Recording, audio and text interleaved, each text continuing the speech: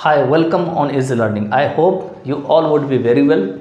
In this part of the video, today I am just going to explain about the concerns that is of the worst conditions of C and D grade schools. This video is completely based on English lecture. So if you feel comfortable in English lecture, you can watch this video, otherwise you can skip the video. So I am just going to start. I will just tell you some features, but those features are not safe. Those features are not very sound for the person who have the limited income and limited education, because the person who have limited education and limited income, they mostly send their children in these schools. Most of the time I have seen that these parents, some of them, though they are well educated, don't send their children, considering that the education can be fruitful anywhere, whether it is taught in the better classroom or it is taught in the worst classroom, where the children don't have sound infrastructure and availability of teachers with the required qualifications with education degree. So one after one I will deal up with all the points. The first one is worst conditions of C and D grade schools. Here now I will explain about what is the meaning of your C and D grade schools. So you will not get all the features which have the maximum output from the schools.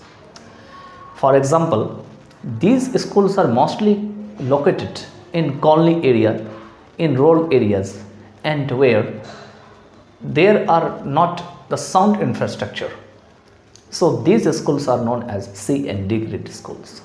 Most of the principals of these schools, they establish such schools with the help of some educated teachers, and with their family members they hire outside teachers and they run their schools accordingly. So these schools are known as C and D grade schools. Now I start with syllabus. In these schools, syllabus are the same as in B grade school and A grade school, but syllabus is not prominently taught in the classroom, because whatever is found in the curriculum, these are not considered soundly in the classrooms by the teachers.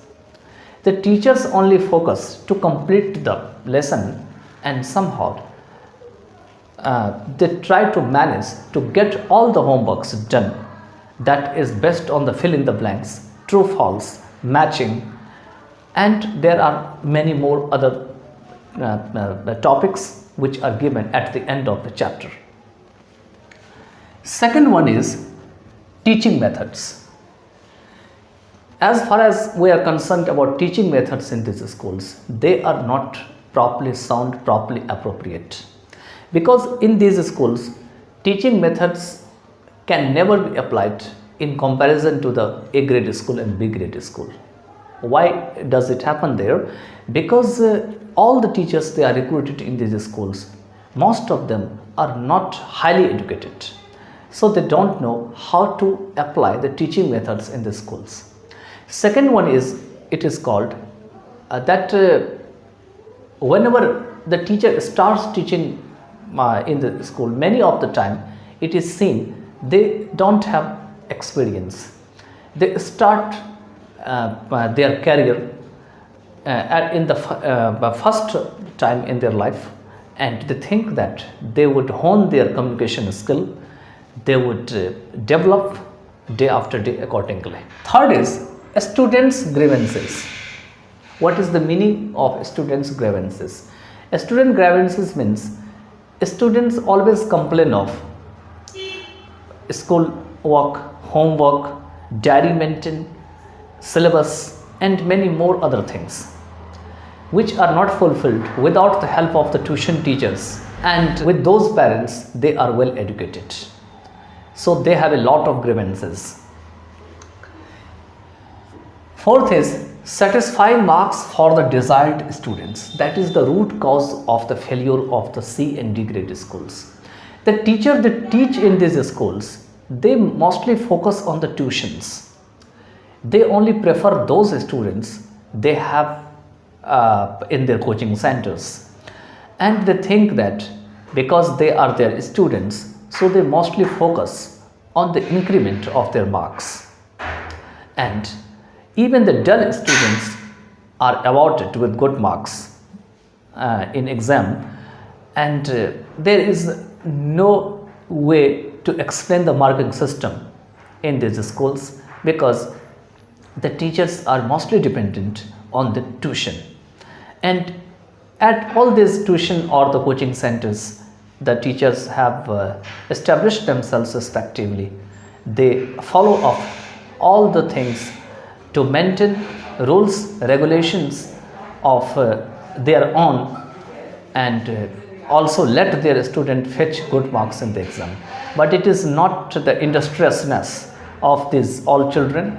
It is the game plan, or it is the mind making of these teachers to award good marks without working hard.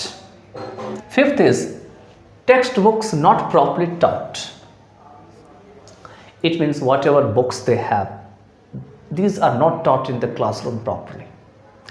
Many of the time I have seen in these schools, because I have immense experience of teaching these schools children. I have spent with them 8 to 10 years, and I have seen that many of the children even don't know how to read Hindi, English and other languages with correct pronunciation and with the proper meaning.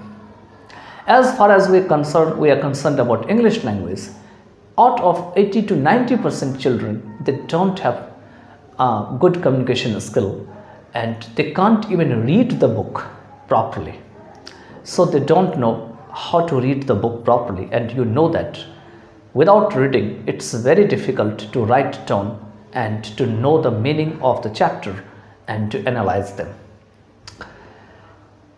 All the chapters they are taught in these schools, all the textbooks they are taught in these schools, their main intention is to somehow complete the chapter and to skip the chapter, to delete some chapters. Only some chapters are taken seriously under consideration, and they are taught in the classroom properly. Many of the chapters are deleted, and I have also seen that questions which are very difficult, their answers are not provided to the children of these schools, so that the students only will learn only the valuable questions, only important questions for their examination. Next is sixth part, inexperienced teachers without education degrees. In these schools, we all of us know that experience is the best teacher. Though we have the highly educated degree, but if we don't have the interaction in the classroom, we don't know how to manage with the children, how to be sophisticated with the children, then it's very difficult to stay in the classroom for a long time and for your teaching career.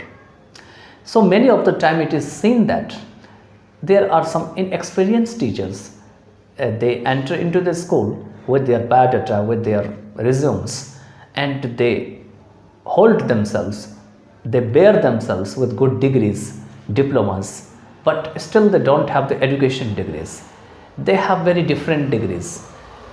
These degrees they don't have any relation with the education. Sometimes it is seen that the teachers are intelligent, but they don't know how to teach in the classroom with proper communication and with proper order in the classroom. So these teachers are inexperienced, they don't have the experience. They start their teaching career, they think that they will resume their experience from there, they will acquire the experience from these schools, and they will apply the same experience in other schools whenever they will get better opportunity to teach in other schools. That might be A or big grade schools. Next one, 7, is aggressive nature. Many of the time it is seen that, or most of the time it is seen that many of the teachers, even their staffs, and sometimes even the parents, they have the aggressive nature towards their children. Many of them only follow the physical punishment, harsh punishment, and sometimes you would have seen that in these schools the students are beaten up, thrashed, and sometimes their parts of the body also get damaged. They have sometimes impairment due to that, and they have to also suffer from psychological disorder because the teachers are untrained. They don't have the trained degrees. Without teaching properly in the classroom, and they just release their aggressiveness toward the children. Many of this time, most of the time, it is also seen that some children, they don't follow the tuition rules. They don't go to the coaching center of some teachers. Some teachers, they have their own dominance in the school. These children are thrashed up, or they are seen with a naked eyes in the classroom, and they are behaved aggressively in the classroom. 8th number, indisciplined classrooms. What is the meaning of that? All the children, they are in the classroom, they are in the row or column. They don't have the discipline, and they are not taught discipline in a proper order, because many of the time, most of the time, it is seen that many of the teachers, they don't have even the discipline. They don't know how to transmit disciplines from them to all these children, and these children remain indisciplined until or unless they have the education in these schools, and they have a lot of problem when they start searching for jobs. They start searching for those persons, they have better communication skill and they have higher education, so they are unable to manage there. Sometimes their gesture and postures are not properly sound. They don't sit in the classroom in a proper order manner. They start laughing, giggling, chuckling, and they also make fun of the teachers if the teachers or staffs are very new in the classroom. So disciplines of these children are not much awarded there. They are not much entertained. Now next is education based on memory. That is the main point of such C and D grade schools. The children believe that memorizing is the best way to write down in the or passing in the exam, appear at the exam. They don't want to delve deep into the syllabus. They don't want to delve deep into the curriculum or the chapter. They don't want to practically use all scientific or other knowledge they acquire from the chapter in their regular life or daily life. They merely know how to pass in the exam on the memory method. So they try to learn like a parrot, and in this way, after some days, all these things they completely forget from a conscious mind. I have seen that rarely it is seen that all these things are in their subconscious mind. Day after day, they become weak because their education is based, their curriculum is based on learning method, and they don't acquire the practical knowledge of their everyday life. 10th, parents meeting are not satisfactory. Whenever there are schools in the parents of these, there are their parents meeting in these schools. These parents are taught in the school, but these meetings are not satisfactory. But for whom these are not satisfactory?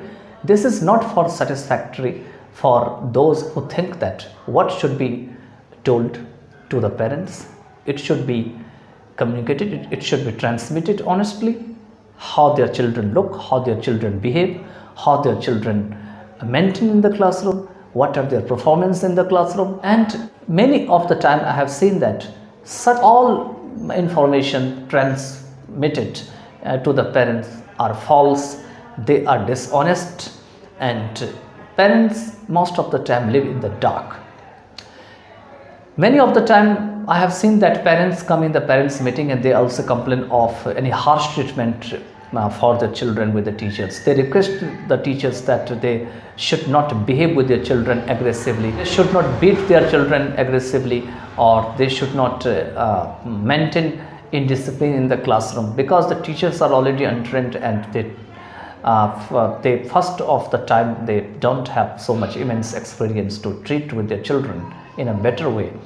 So these educated parents in the parents meeting complain of such all about these things to the teachers. So we can see here that parents meetings are not satisfactory.